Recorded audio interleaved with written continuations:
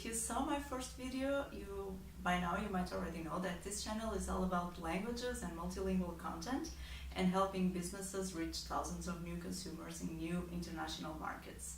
So today I'd like to tell you about a few terms that I'd like to clarify, a few terms that are related to the language industry, so that when you are starting to adapt your content into new languages, new cultures and new locations, you don't waste your time or you don't end up getting overcharged or ending up with the results that are different from what you expected, just because you are asking for a service that is not exactly what you need, or you are not looking for the right professional for your business needs. So some of the terms I'm telling you today might be pretty obvious and you might already have heard about them and have a clear idea of what we're talking about.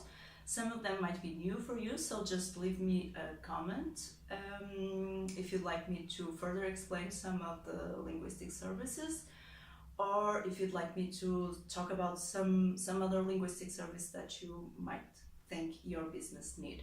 Also, don't forget to subscribe if you haven't done yet and hit the notification button so that you get notified whenever I post a new video. So let's start with the first topic I'd like to tell you about, and it's probably the most obvious, and it's translation. Still, it's pretty obvious, but still there are some misconceptions sometimes. But translation is usually referring to written content, okay, so written text. If you have an article, a PowerPoint presentation, a catalog, a brochure, you will be needing a translation, so you need to look for a translator. The second service I'd like to tell you about is actually something that is usually mixed up with translation, but it's very different, and it's interpreting. Usually when I say to people that I work as a translator, they pretty often ask me if I work in booths with a set of headphones, orally translating what people are saying. And this is when I clarify that no, this is actually interpreting that you are referring to. So if you are organizing an event, a conference, or a meeting that has people involved that speak different languages, you will be needing to hire an interpreter, and the service that you need is interpreting. Okay, so if you have an app or a software that you'd like to sell and distribute in other countries, you will need to localize that app in order to have it adapted to the country, to the consumers that you are targeting.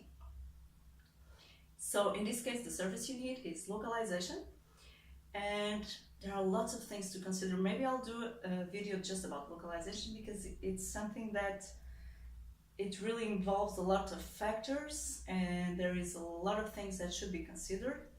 But just to tell you that you need to look for a translator with experience in localization or a localization expert. Then the fourth topic I'd like to tell you about is a kind of more creative translation, and it's kind of a recent concept that we call Transcreation, and you'll be needing that if, for instance, you have a slogan for your brand and you'd like to have it adapted to the new location that you're targeting.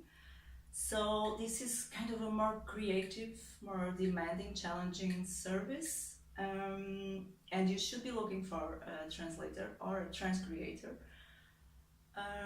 to help you with that. And then maybe I'll do another video about transcreation, because it's really something that's very demanding and challenging, but that I really love working with. So I'll probably be talking a lot about that soon. Okay, so we have translation, interpreting, localization, transcreation. Then, if you are producing content in a language that is not your native language, or even if you're producing content in your language, it's always useful to have a fresh set of eyes look through your content and make sure everything is correct. And in this case, we're talking about proofreading. But especially if you, like me, English is not my native language. I'm actually from Portugal, so my mother tongue is European Portuguese. but I produce a lot of content in English, and I always have it proofread by a native English speaker to make sure that all my spelling and everything is 100% correct. So this is proofreading, and if you need this service, you will be needing to hire a proofreader. If you'd like someone to create content for you from scratch, so if all you have is an idea or a title or a headline, that's a concept that you like to write about, and you want to hire someone to write it for you from scratch, this is actually called copywriting, and you need to hire a copywriter. Okay. Then we have a kind of a different service. For example, if you are looking to translate your text from English into, for example, Greek, you need someone that translates not only the text but also adapts the alphabet. In this case, in Greek, you'll have to use Cyrillic. So this is called transliteration.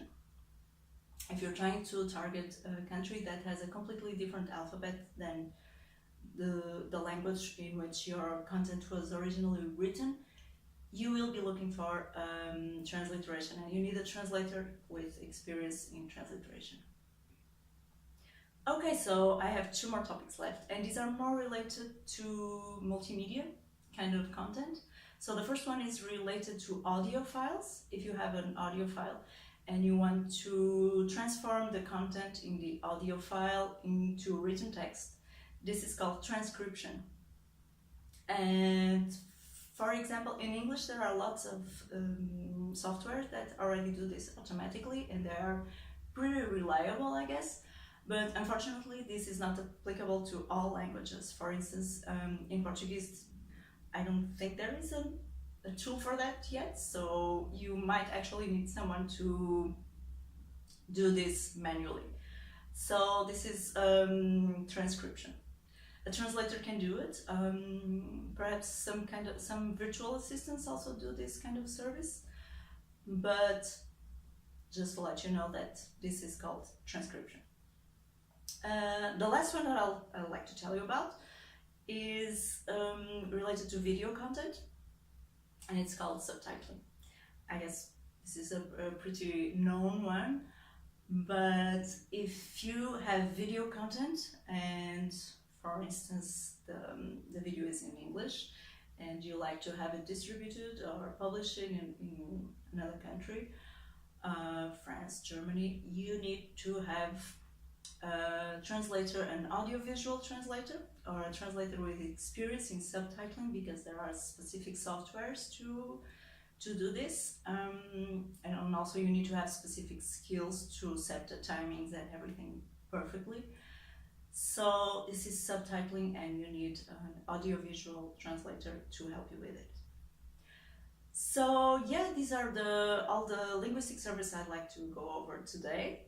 I'd like to ask you to leave me a comment if you'd like me to further explain any of them, and on the next video I will be telling you where you can actually look for professionals, for the professionals you need. Now that you know the service and the type of professional you need, I'll tell you where to look for them and how to find the perfect one for you, for your business, and for your brand.